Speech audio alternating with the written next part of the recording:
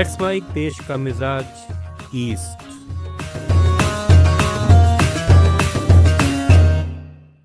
नमस्कार। Let's mic देश का मिजाज और खबरें ईस्ट से।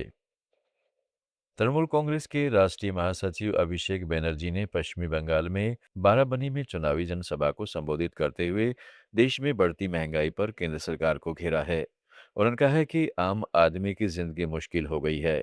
एलपीजी सिलेंडर 400 से बढ़कर 1,000 रुपये हो गया है और ब्लैक मार्केट में 2,500 तक बिक रहा है। चाय पत्ती 150 से 400 रुपये, दूध 27-28 से 60-62 रुपये और टमाटर 18 से 40 रुपये प्रति किलो पर पहुंच गए हैं। अभिषेक बनर्जी ने भाजपा पर हमला करते हुए कहा है कि उसका जिला कार्यालय अब कोयला माफिया के कब्जे में है और वहां गुंडे, शराबी और गद्दार भरे पड़े हैं। उन्होंने बाराबनी क्षेत्र में तृणमूल सरकार के विकास कार्यों का जिक्र किया और ममता बनर्जी की 10 प्रतिज्ञाओं वाले पार्टी घोषणा पत्र की याद दिलाई। साथ ही उन्होंने भाजपा नेताओं को चुनौती दी है कि अगर वे असम, त्रिपुरा, गुजरात या मध्य प्रदेश जैसे किसी भी भाजपा शासित राज्य में महिलाओं के लिए लक्ष्मी भंडार जैसी योजना लागू कर सकें, तो वह कभी वोट मांगने नहीं आएंगे। बीजेपी पश्चिम बंगाल विधानसभा चुनाव में मुख्यमंत्री पद का चेहरा पहले नहीं बताएगी और वोट प्रधानमंत्री नरेंद्र मोदी के नाम पर मांगेगी। पश्चिम बंगाल बीजेपी अध्यक्ष समीक भट्टाचार्य ने कोलकाता में मीडिया से बातचीत में स्पष्ट किया है कि उनकी पार्टी नरेंद्र मोदी के नाम और उनके विजन पर भरोसा करके चुनाव लड़ेगी। उन्होंने कहा है कि हम कश्मीर से कन्याकुमारी तक विकास पुरुष प्रधानमंत्री मोदी के नाम पर चुनाव लड़ते हैं और उनके विकास एजेंडे के आधार पर वोट मांगते हैं।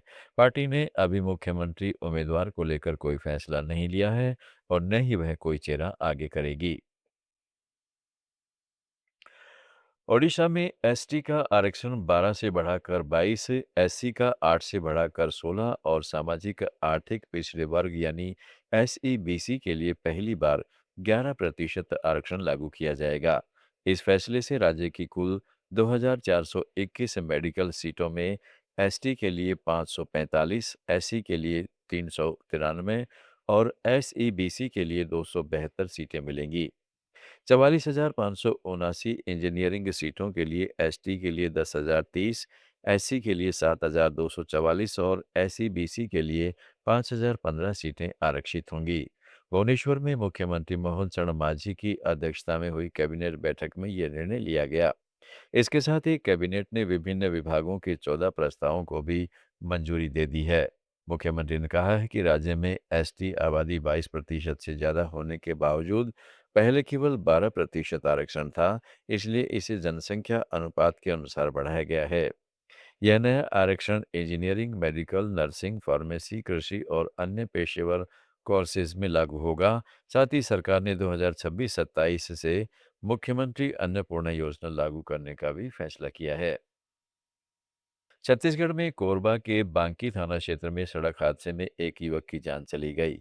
बल्कि सुराकच्छार मुख्य मार्ग पर तेज रफ्तार हाईवा ने ओवरटेक के दौरान बाइक सवार को अपनी चपेट में ले लिया, जिससे मौके पर ही उसकी मौत हो गई। हादसे के बाद गुस्साए लोगों और परिजनों ने सड़क पर चक्का जाम कर दिया और जमकर हंगामा किया। सूचना मिलते ही बांकी मोगरा थाना पुलिस मौके पर पहुंची और लोगों को समझाने का प्रयास किया। थाना प्रभारी चमनलाल सिन्हा ने शासन से मिलने वाली सहायता राशि दिलाने और कार्रवाई का आश्वासन दिया, जिसके बाद जाम समाप्त हुआ।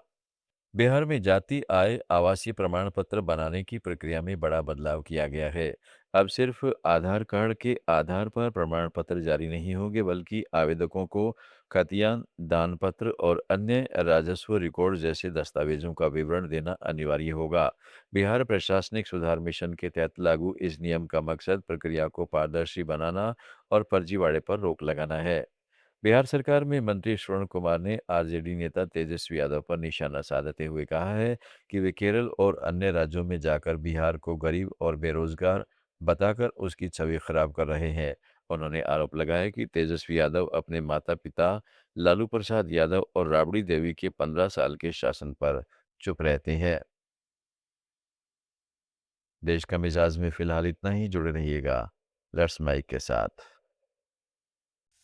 आप सुन रहे थे let's mic more than radio. Follow कीजिए हमें हमारे सोशल मीडिया प्लेटफॉर्म्स पर।